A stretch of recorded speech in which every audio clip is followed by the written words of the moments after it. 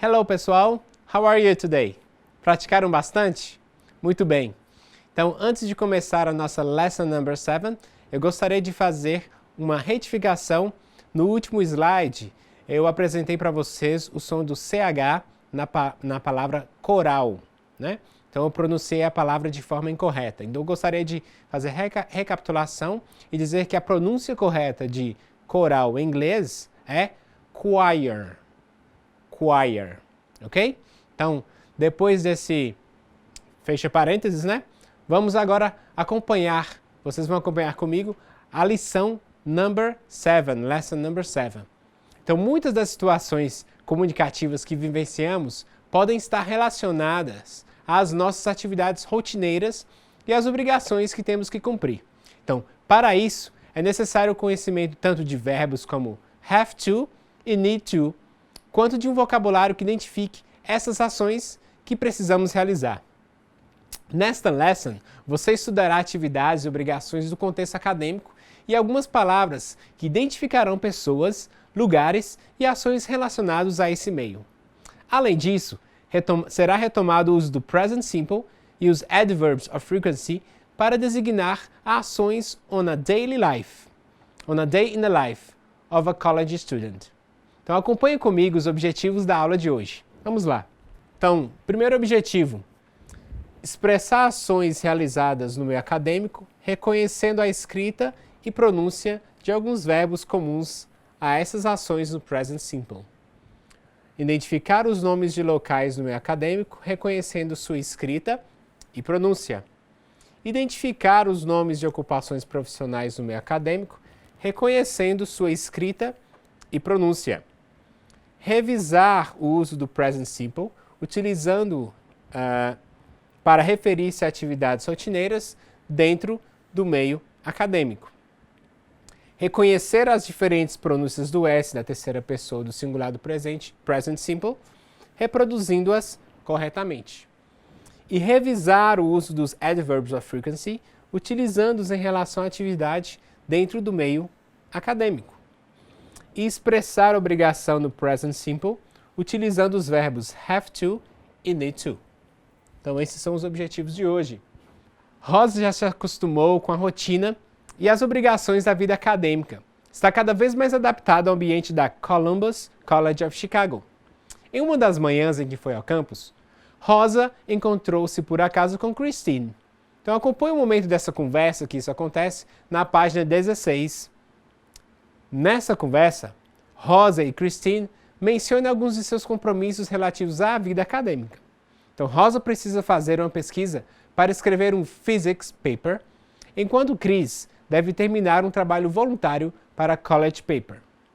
Esses são apenas alguns exemplos de atividades que college students normalmente realizam. Então, no tópico a seguir, você estudará outras college activities. Cansada de esperar por Christine, Rosa decidiu ir para casa. Então, no caminho, ela encontra Victor e eles começam a conversar sobre as obrigações para aquele dia. Então, o garoto está cursando Med School e está muito empolgado com seu futuro profissional. Então, acompanhe a conversa entre os dois na página 17 do seu livro. No diálogo, é possível identificar algumas atividades que os estudantes desenvolvem na college. Mas existem ainda muitas outras atividades realizadas neste meio. Então, acompanhe algumas na página 19. Então, essas atividades são comuns ao dia a dia de muitos estudantes. Então, pense em cada uma delas e identifique as que você costuma realizar com mais frequência. No present simple, basta utilizar o verbo sem a partícula to, com o subject pronoun correspondente à pessoa a quem você está se referindo. Então, se você falar de você mesmo, usará I. Mas se, por exemplo, estiver falando de você e de seus colegas, deverá usar we. Por exemplo, I attend classes, we do assignments. Então, essas ações que você acaba de ver são muitas vezes executadas em locais específicos. Portanto, observe os nomes de alguns desses lugares na página 20. A maioria dos ambientes acadêmicos possuem espaços com nomes específicos. Reconhecer o nome desses espaços requer prática e repetição. Então, que tal eu exercitar este conteúdo realizando a Activities Where to Go, na página 20? identificando os lugares onde Rosa precisa ir da Columbus College. Não podemos esquecer que, para executar as ações das quais se está falando nestes locais, frequentemente precisamos interagir com pessoas que têm funções ou cargos específicos relacionados a eles. Por isso, recorde algumas occupations na página 21. Este vocabulário é importante para situações em que você precisa se comunicar com profissionais que atuam nas escolas e universidades. Então, para fixar este conteúdo, realize a Activity What's the Occupation na página 21 e descubra de que ocupação trata-se lendo as inscrições. Então, nas lessons 5 e 6, você estudou o present simple do verbo to have e de outros verbos em inglês. Então, você pode verificar que na forma afirmativa com as pessoas I, we e they, basta utilizar o verbo em sua forma no infinitivo sem a partícula to. Já para os verbos que acompanham he, she, it, acrescenta-se s ou es em alguns verbos. Os verbos terminados em y, precedido por consoante, têm o y substituído por i, para então acrescentar es. Esses exemplos são os de verbos regulares por terem apenas o acréscimo do s, es ou is. No caso do verbo to have, esta regra não vale, já que ele é um exemplo do verbo irregular. Quando se trata da forma negativa, com as pessoas I, you, we e they, é preciso utilizar o auxiliar do junto à partícula not, como você pode ver, por exemplo, I don't attend classes every day. Já quando utilizamos he, she ou it, acrescentamos does junto à partícula not, para formar a frase negativa. Por exemplo, he doesn't attend classes every day. Para a forma interrogativa, utiliza-se do antes de I, you, we e they, e does antes de he, she e it. Exemplos: do you attend classes every day? Does he attend classes every day? Então, os auxiliares do e does sempre são utilizados quando fazemos uma pergunta, mesmo que ela inicie com a question word. Por exemplo, what classes do you have on Mondays? When does he take his books back to the library? E por fim, os auxiliares aparecem também nas short answers. Yes, I do. No, I don't. Yes, he does. No, he doesn't. Esta revisão do present simple o auxilia a memorizar o conteúdo. Então agora pratique o que você estudou realizando as activities Rosa's daily routine in college e yes ou no na página 23. Então, a seguir, você praticará a pronúncia da terminação dos verbos no present simple. Como você estudou no tópico anterior, os verbos utilizados no present simple com a terceira pessoa do singular são acrescidos de 3 terminações distintas: s, es ou is, de acordo com o verbo no infinitivo. Isso gera 3 maneiras diferentes de pronunciar a letra S final. Então, vamos observar no slide. Então, nós temos regra número 1, o S com som de S, quando o verbo termina com as letras P, T, K, F ou TH. Alguns exemplos: stops e blasts. Regra número 2, nós temos o S final com som de is, quando o verbo termina em CE, S, CH, GE, SH, ZE ou X. Alguns exemplos: races, misses e watches. Regra número 3. O S final com som da letra Z, quando o verbo termina com qualquer outro som de vogal ou Y. Então nós temos fails, blurs, comes. Qual desses 3 sons será pronunciado depende dessas regras, ok? Então escute e repita a pronúncia das palavras apresentadas, observando a distinção entre os sons. Vale lembrar que essas 3 regras de pronúncia do S, final do present simple, são utilizadas para a pronúncia do plural dos substantivos em língua inglesa. Então pratique as diferentes terminações dos verbos, realizando activities as endings na página 25. E a seguir vamos revisar os advérbios e expressões de frequência. Então, no diálogo entre Rosa e Victor, ambos utilizam diversas expressões que indicam a frequência com que eles realizam certas atividades. Então você já estudou os adverbs and expressions of frequency na lição 6 e viu que eles normalmente são empregados com present simple e que eles têm uma posição definida dentro das frases em inglês, não é verdade? Ou seja, os adverbs of frequency são colocados após o sujeito da frase e antes do verbo principal. Entretanto, quando se trata do verbo to be, devemos colocá-los depois do verbo to be. No caso das orações negativas, a regra continua valendo. Adverbs of frequency após o verbo to be e antes de outros verbos.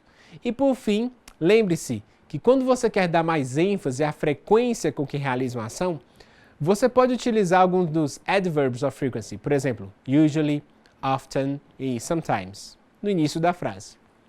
Porém, se isso não é possível com always e never, a não ser quando se trata de uma ordem, e se utiliza a imperative form e não o present simple. As expressions of frequency são igualmente utilizadas para expressar a frequência de uma ação e da mesma forma também são geralmente empregadas com o tempo verbal present simple. Já em relação à sua posição, as expressions of frequency sempre são colocadas no final da frase. Por fim, a expressão how often é utilizada para perguntar sobre a frequência com que uma ação acontece. Por ser uma WH question, ela sempre ocupa a posição inicial na pergunta. Então, a partir da retomada dos adverbs and expressions of frequency, pratique este conteúdo realizando as activities How can I say e Busy schedule. Okay? A seguir, acompanhe o próximo tópico para estudar os verbos have to e need to. Você já conhece o verbo to have, ter, e o verbo to need, precisar, necessitar. Agora você estudará alguns significados atribuídos a estes verbos, de acordo com a situação de uso. Então, have to significa ter que, e é utilizado em conjunto com outro verbo que indica a ação de que algo precisa ser executado, ou seja, ter que fazer alguma coisa. Da mesma forma, need to é utilizado com outro verbo, significando precisar ou necessitar fazer alguma coisa. Então vamos observar. Então nós temos I have to buy a new book. He has to write 2 papers this week. I need to buy a new book. And she needs to get some books at the library. No episódio desta aula, ao encontrar Christine, Rosa se surpreende, visto que ela não estuda mais na universidade. Então vamos acompanhar o exemplo. Então nós temos Rosa, what are you doing here? I thought you didn't have to go to college anymore. Christine responde, I do volunteer work for the college paper, so I need to come here once in a while. Então, por que razão Rosa, em sua pergunta, utiliza have to, ao passo que Christine, em sua resposta, utiliza need to? Isso acontece porque quando Rosa se refere ao fato de Christine não precisar mais ir à faculdade, está implícito em didn't have to que Christine não tem mais essa obrigatoriedade. Então, visto que isso já se formou. Então, Christine, por outro lado, utiliza need to porque o fato de ela realizar volunteer work está relacionado com sua própria vontade, não é obrigação imposta. Então, quanto à estrutura das frases com have to e need to, verifique que o verbo utilizado após eles vem sempre no infinitivo, porém sem o to. Vamos perceber. Então, nós temos I have to hand in an assignment today. We need to take the books back today. He has to write a paper this week. And they need to talk to the dean. Quando have to e need to são utilizados na forma negativa, o significado que se tem é o de que não há obrigação ou necessidade de se fazer alguma coisa. Em termos de forma, ambos seguem o mesmo princípio de outros verbos no present simple. Utiliza-se don't ou doesn't. Vamos observar.